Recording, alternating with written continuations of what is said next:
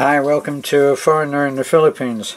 A little while ago, maybe about a year, I read a book which was instrumental in a great change of attitude for myself, and it was by someone called Lee Strobel, a journalist who was used to doing investigative journalism by going to court, and he actually was instrumental on one or possibly two occasions in the accused being, even though they had confessed to the crime, they were accused, they were exonerated because of what he found out.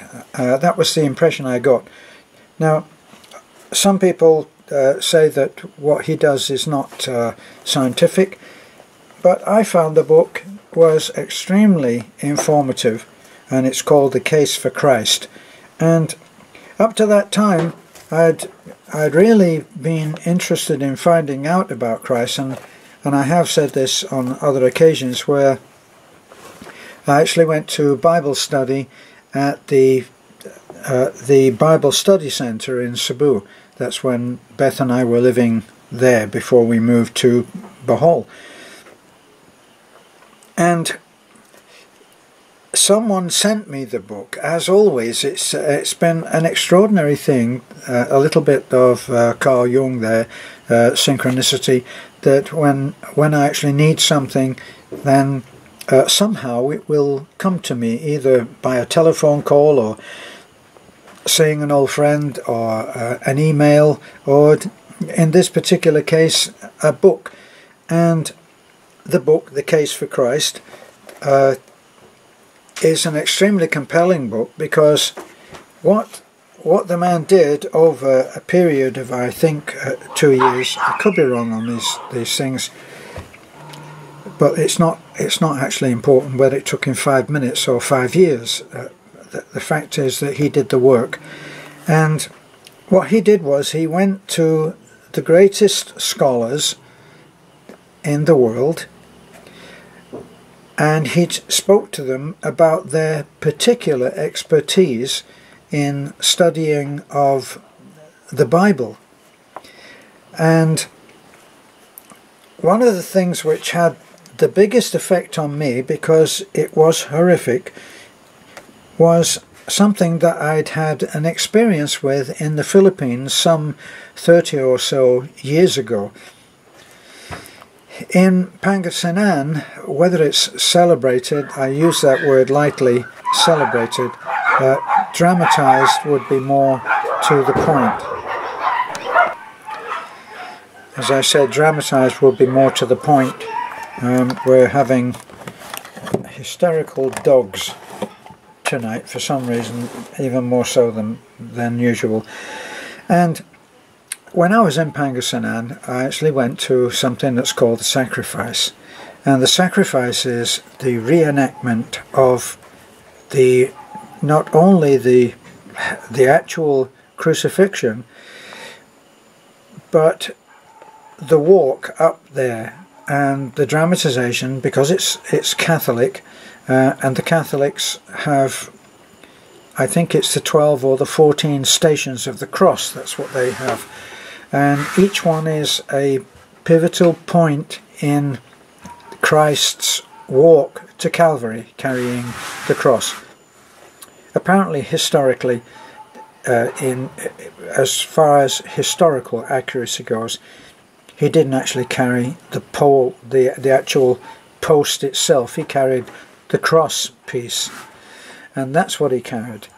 But the dramatization is that he carried the entire cross.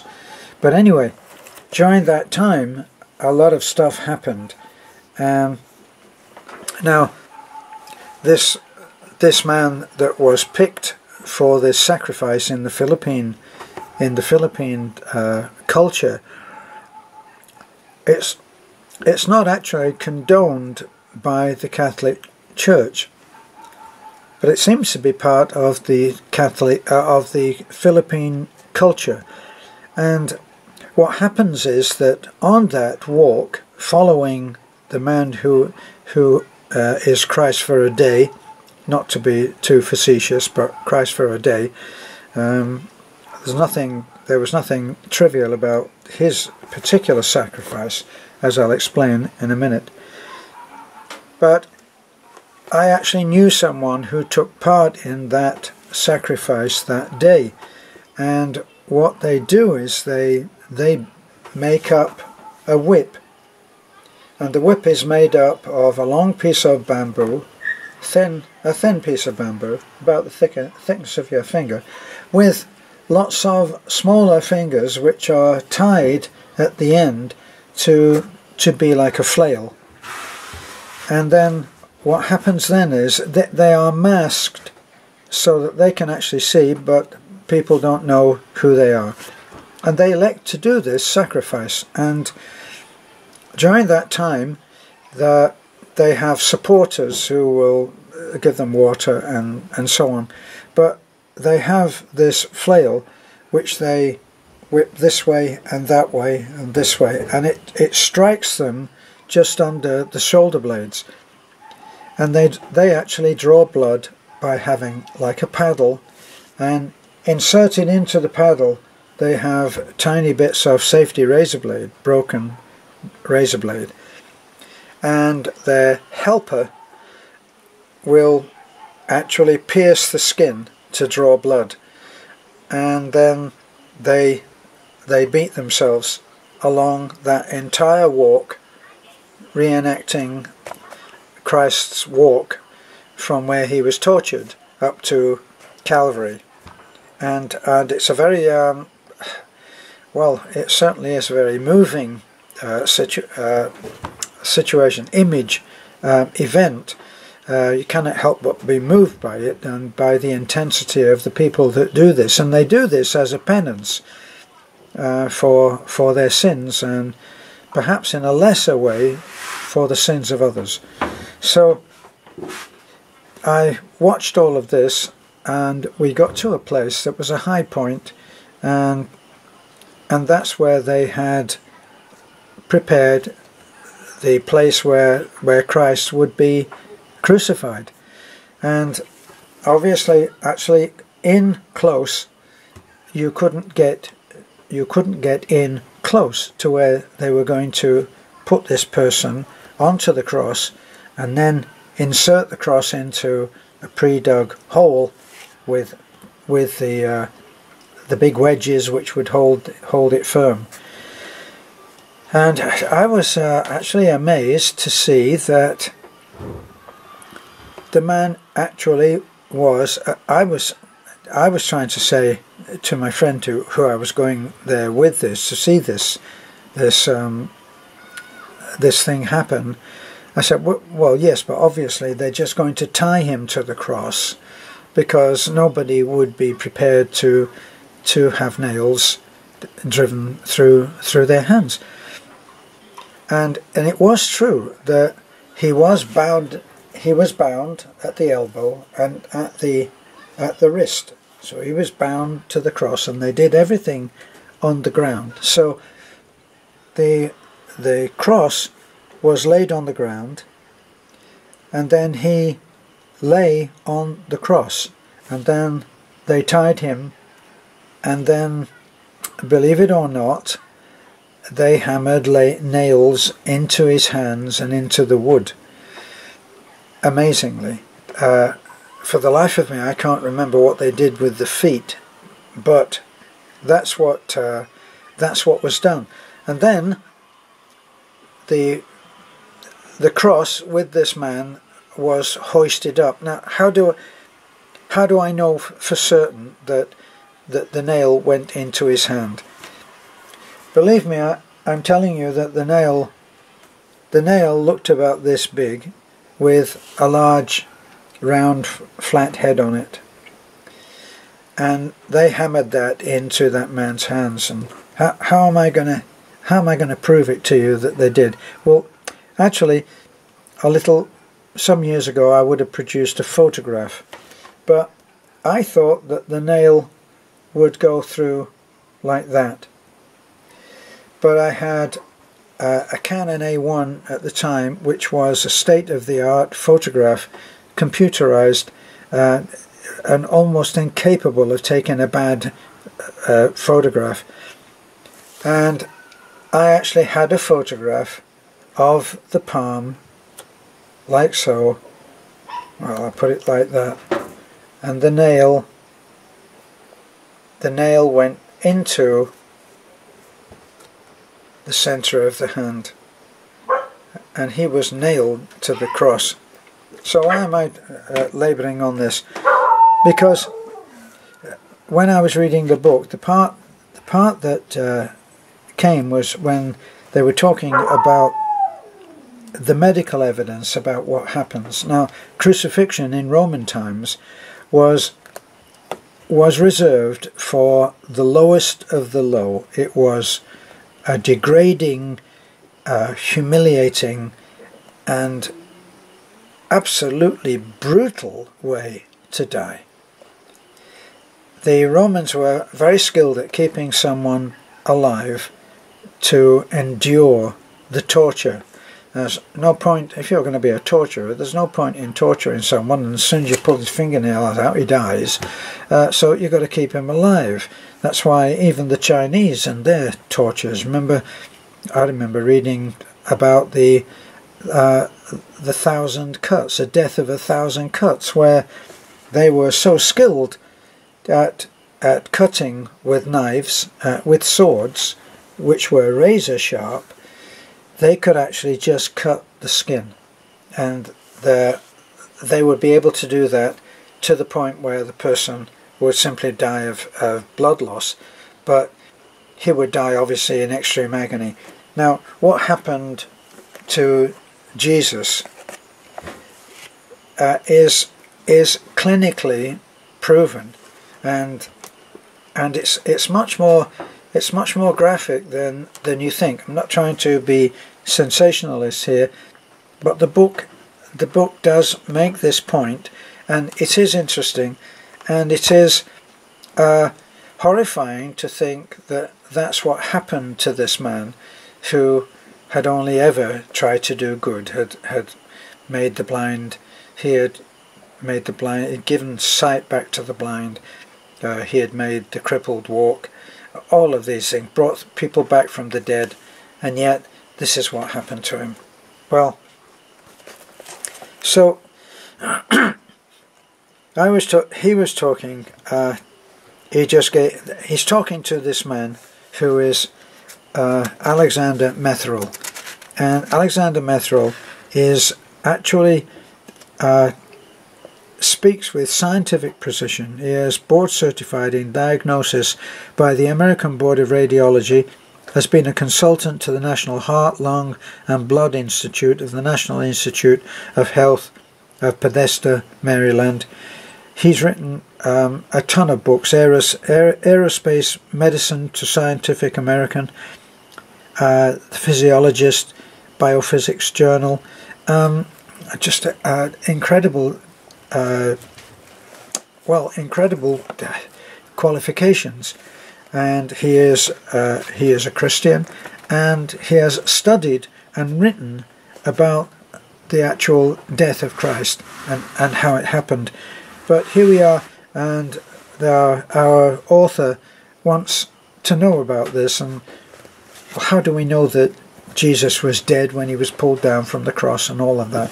Well, there's a very good reason for how we know, and that is because it says, so Lee Strobel says, could you paint a picture of what happened to Jesus?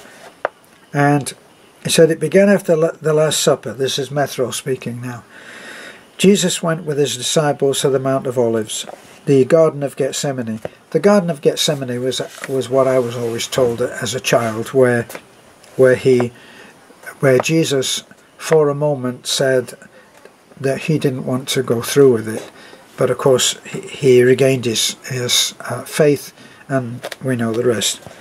So during that time, he was anticipating the coming events of the next day. He knew the amount of suffering he was going to have to endure, and he was quite naturally experiencing some psychological stress. So So the skeptics, according to Lee Strobel, says, well, the Gospels tell us that he began to sweat blood at this point. Now, is that really something that we can believe? And Metherell, from his scientific viewpoint, said, actually, you can believe it, because this is a known medical condition called hematidrosis. I think that's hematidrosis. It's not very common, but it was associated with a high degree of psychological stress. And what happens is that severe anxiety causes the release of chemicals that break down the capillaries in the blood glands, and you get this bleed, literally bleed through into the sweat of blood. And so, even though it was a very, very small amount, that was true, because it was documented. So, and then he asked Metherell, were there any other effects on the body? And the answer was that what this did was set up the skin to be extremely fragile, so that when Jesus was flogged by the Roman soldiers the next day, his skin would be very, very sensitive. Well, actually, it didn't need to be very, very sensitive, because I remember watching with some difficulty the flogging and the crucifixion of Christ in a movie that was made by Mel Gibson, the Australian filmmaker, later filmmaker, and he made a movie that showed graphically what happened to Christ. Well, anyway, so what happened? So tell us what the flogging was like. Metherell said Roman floggings were known to be terribly brutal. They usually consisted of 39 lashes, but frequently were a lot more than that, depending on the mood of the soldier applying the blows. Now this is especially well, interesting and significant to me, because when I was a child, flogging was still, now I'm not trying to make myself hundreds of years old, I'm old enough without that, but in the judicial system, in the system of justice in the UK at the time that I was a child, just after the war, I was born in 1939, and so I remember a Britain that many people have no recollection of, no experience of, except when they look at books. But I remember knowing about young kids who had gone off the track, if you like, and actually received floggings as part of their punishment, and it was called the birch. And the birch was a collection of well, birch, long pieces of very thin birch, and they were wrapped around to make a long, well, like a long whip. Now that used to flay the flesh off of people, and anybody that received that would literally pass out with pain. And when they administered this flogging, they would get 6. They would be, the judge would actually say, you're going to get 6 of the birch, and you would be taken out, and you would be held up either like this or holding onto a pole, so that you couldn't actually move and get out of the way, obviously. And then a prison officer would administer that punishment, and they would count down 6 of the best, the best.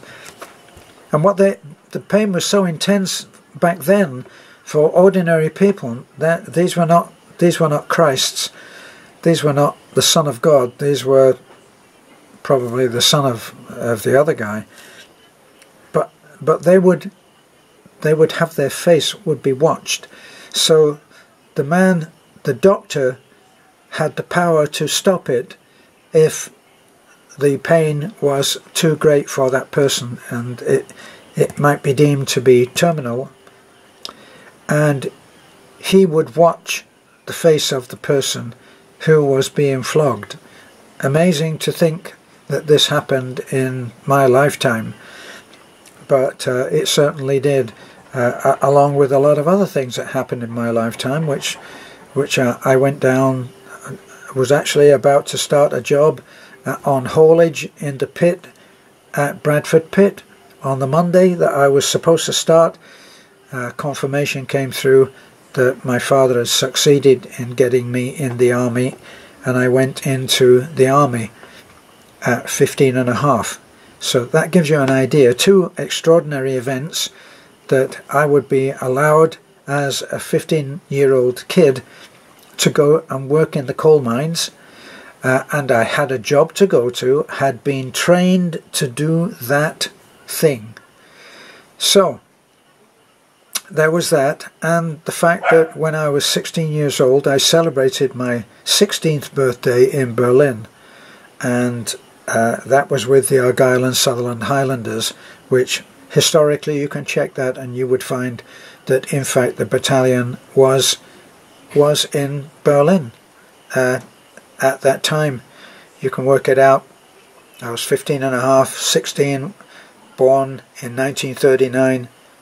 Go have a look, Google it, you'll find it's true. So that was the flogging. Now these consisted of 39 lashes, right? So it wasn't a birch, it was a whip, and a whip cracks, and it makes that cracking noise because as the end of the whip travels down in a curl, it travels down like that, and when it reaches the end and flicks out, it actually goes through the sound barrier, and that's what that crack is. It's the noise of the end of the whip breaking the sound barrier. Check that one out too. So they would use a whip of braided leather thongs with metal balls attached and woven into them, and if you watch that movie you would see that what that did. When the whip would strike the flesh, the balls would cause deep bruises or contusions which would break open with further blows. So when they then pulled the whip back, it would be taking pieces of flesh, and there's not that much that you can keep going on and doing that. It was awful. So the one physician who had studied Roman beatings said as the floggings continued, the lacerations would tear into the underlying skeletal muscles and produce quivering ribbons of bleeding flesh. The sufferer's veins would be laid bare, and the very muscles and sinews and the bowels of the victim were open to exposure. Very humiliating, incredibly brutal, and that's what we did.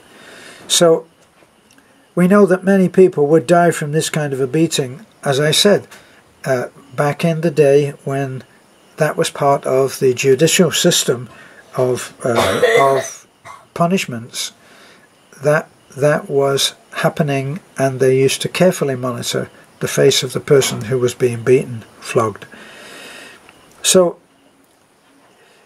what does, at least the victim would experience tremendous pain and go into what is called hypovolemic shock. And that obviously is what they were looking at in my day. So he'd thrown in that medical term I didn't know. So what does that mean, the author asks. Hypo means low, vol means volume, emic means blood. So hypovolemic shock means the person is suffering the effects of losing a large amount of blood. This does four things. First, the heart races to try to pump blood that isn't there. Second, the blood pressure drops, causing fainting or collapse. Third, the kidneys stop producing urine to maintain what volume is left. And fourth, the person becomes very thirsty as the body craves fluids to replace the lost blood volume. So he's then saying that Jesus was in hypovolemic shock as he staggered up the road to the execution site at Calvary, carrying the horizontal beam of the cross.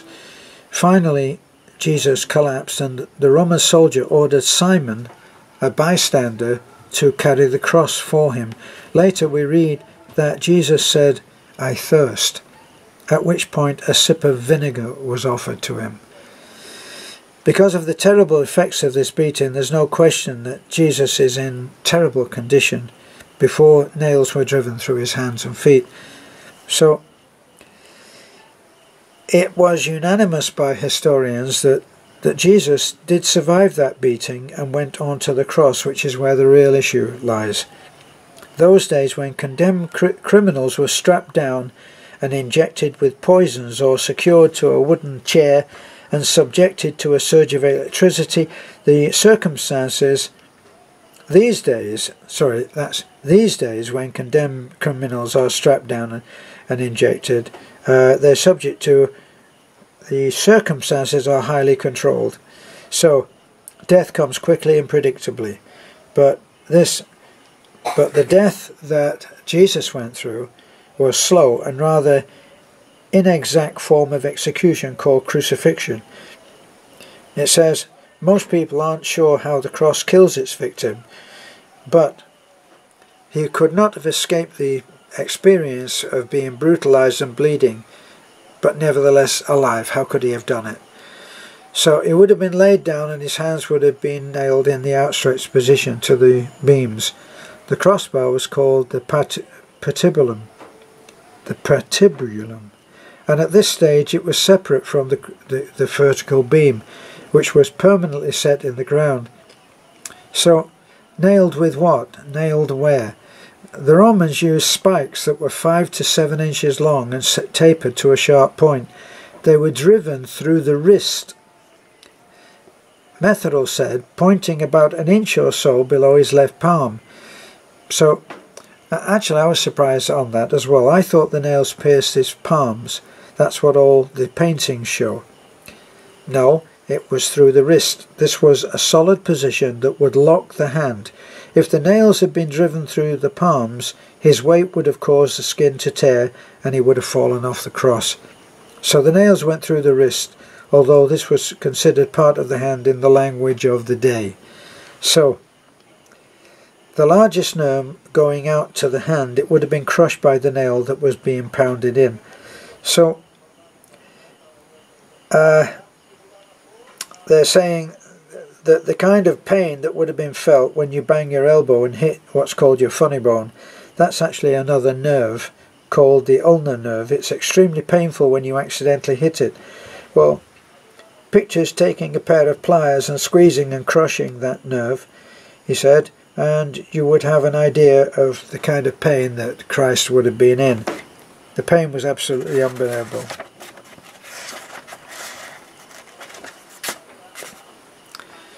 So, literally they actually created new words for this kind of pain. So, excruciating. Literally, excruciating means out of the cross. So, never knew this either. They needed to create a new word. There was nothing in the language that could describe the intense anguish caused during the crucifixion. Now, so his arms hanging from the cross, what would the effect have been on that? So his arms would have immediately been stretched, probably about 6 inches in length, and both shoulders would become dislocated. You can determine this by simple mathematical equations. This fulfilled the Old Testament prophecy in Psalm 22, which foretold the crucifixion hundreds of years before it took place, and says, "My bones are out of joint." So, once a person is hanging in the vertical position, crucifixion is essentially an agonizingly slow death by asphyxiation.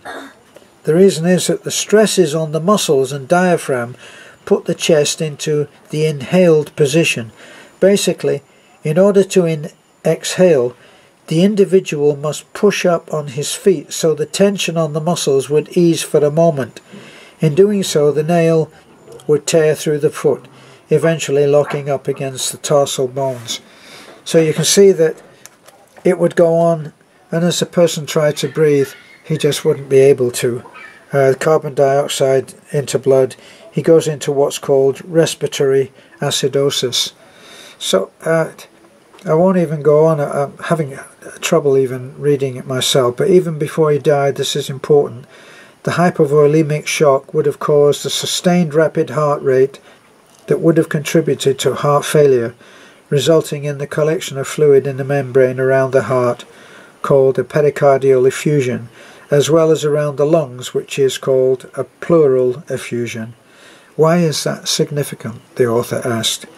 Because of what happened when the Roman soldier came around, and, being fairly certain that Jesus was dead, confirmed it by thrusting a spear into his right side.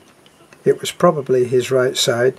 That's not certain, but from the description, it was probable the right side, between the ribs. Now, it was important, as far as the Jews were concerned, that Jesus would not live into the next day, and that's why in order to do that, they would actually come around and break bones. And it was made clear in the Bible that Jesus would not suffer that final humiliation of having bones broken. And the spear was, in some accounts, the spear was regarded as not being something of a cowardice, but of being something of courage. That the centurion that did that because he knew that the Jews were coming, and the breaking of the bones would have ensued after that. That was one of the things that I heard, which was interesting. So he took it upon himself, in a way, to kill Christ, so that he would not suffer that final humiliation and pain. So, was he dead when he was taken down? You can bet that he was. And I thought that even though it's hardly feel-good stuff, I thought that it was interesting to actually know just what happens. It's not what you think. You don't just, people don't just hang there and hang there forever. It's an incredibly brutal, humiliating, degrading way to die. And that's what was chosen for Christ. And he suffered that in the Acts of the Bible. He suffered that for the sins of everyone. Amen. So thank you for being with me on this one. It was something that really did affect me. Hopefully it affected you in a way that you can live with and understand, and perhaps think about the crucifixion in a slightly different way. It wasn't what I thought it was, and I was reminded when I thought about that memory of being there when that man, the Filipino man, submitted to doing that for that festival occasion, that festival, religious enactment, I would say. So thanks for being with me. Please like, comment, subscribe. Bye for now.